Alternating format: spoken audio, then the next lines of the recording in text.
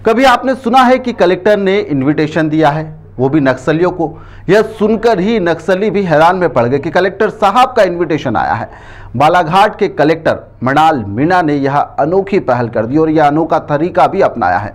सीधे तौर पर नक्सलियों से उन्होंने अपील कर दी है कि जो अपील है वह भी लगातार वायरल हो रही है। कलेक्टर साहब की तारीफ भी हर जगह हो रही है। आखिरकार कलेक्टर साहब ने नक्सलियों से क्या कह दिया और उनकी तारीफ क्यों हो रही है? दरअसल कलेक्टर साहब ने कहा है कि यहाँ पर आप कलेक्टर कार्यालय आ जाइए, आत्मसमर्पण कर दीजिए, क्योंकि आपको पुलिस से डर लगता है तो आप यहाँ पर आइए, आपका पूरा ख्याल रखा जाएगा, आपको यहाँ पर हर योजनाओं को लेकर जो भी लाभ है वह भी दिलाया जाएगा।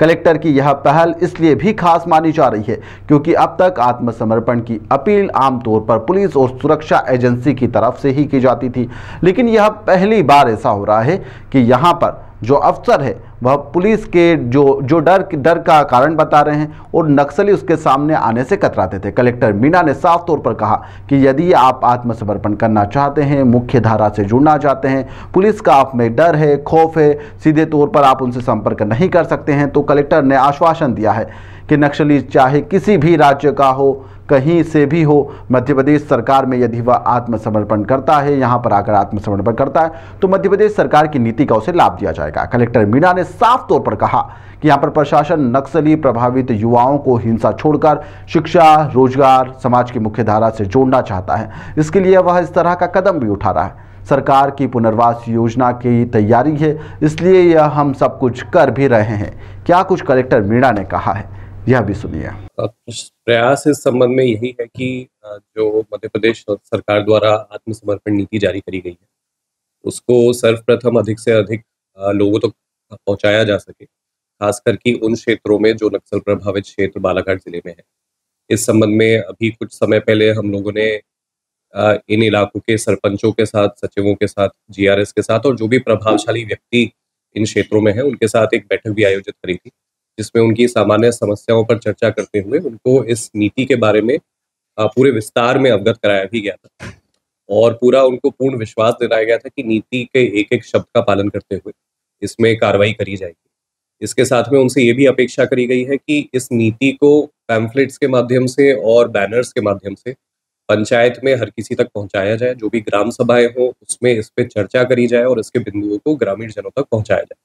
तो बहुत अच्छा रिस्पांस हमको इसमें इन क्षेत्र के सरपंचों और सचिवों का मिला है और इसमें उम्मीद यही है कि नीति एकदम ग्राउंड लेवल पे विस्तार के रूप से पहुंचेगी और इसमें जिनको भी इसका लाभ उठाते हुए सरेंडर करना होगा, आत्मसमर्पण करना होगा, वो निसंकोच होके संपर्क करके इस कार्रवाई को अंजाम हम लोग दे पाएंगे। इसके संबंध में हम लोगों ने पहल करते हुए मेरा स्वयं का नंबर और CO जिला पंचायत का नंबर और DFO का नंबर जारी किया है।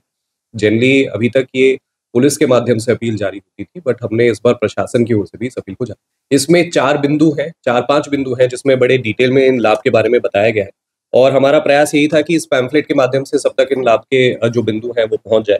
अब जैसे इसमें वेपन सरेंडर करने पे 4.5 लाख प्रति हथियार लाभ दिया जाना है और अलग अलग जो कैटेगरी के वेपन्स हैं उसमें अलग अलग अमाउंट है और इसके साथ में ही जो माइंस है और विस्फोटक हैं और रोजगार के संबंध में बड़े डिटेल में बिंदु नीति में दिए हुए हैं और उनको एक्सप्लेन करते हुए ये चीज़ें एकदम ग्राउंड लेवल पे एक्सपैंड हो सकें और लोगों तक पहुंच सके, इस चीज़ का प्रयास किया गया। दरअसल नक्सल प्रभावित इलाकों में नक्सलियों को मुख्य धारा से जोड़ने की कोशिश कोई नई नहीं है। इससे पहले भी कई तरह की कोशिशें की जा चुकी है। यहाँ पर हर बार एक कोशिश की जाती है। मध्य प्रदेश सरकार आत्मसमर्पण नीति का अब गांव-गांव में प्रचार भी कर रही है। जिला प्रशासन के द्वारा ग्रामीण क्षेत्रों में होर्डिंग्स और पोस्टर भी लगातार लगाए जा रहे हैं। बालाघाट जिले के आसपास का जो क्षेत्र है वह नक्सल गतिविधियों के लिए लंबे समय से चर्चा में रहा है और इसके लिए जाना भी जाता है। अब तक नई सोच की शुरुआत यहाँ पर नहीं हुई थी। बालाघाट कलेक्टर ने यहाँ पर इस पहल को किया है। स्थानीय प्रशासन एक मानवीय प्रयास के रूप में जुटा हुआ है। अब देखना होगा कि इस अपील का कितना असर नक्सलियों पर पड़ता है और इस मौके का फायदा क्या नक्सली उठा पाते हैं, क्या समाज की मुख्य धारा में लौटने के लिए वह तैयार भी हैं। यह सब भविष्य के गर्भ में छुपा हुआ है। फिलहाल के लिए इस खबर में इतना ही। आप देखते रहिए द लपेटा।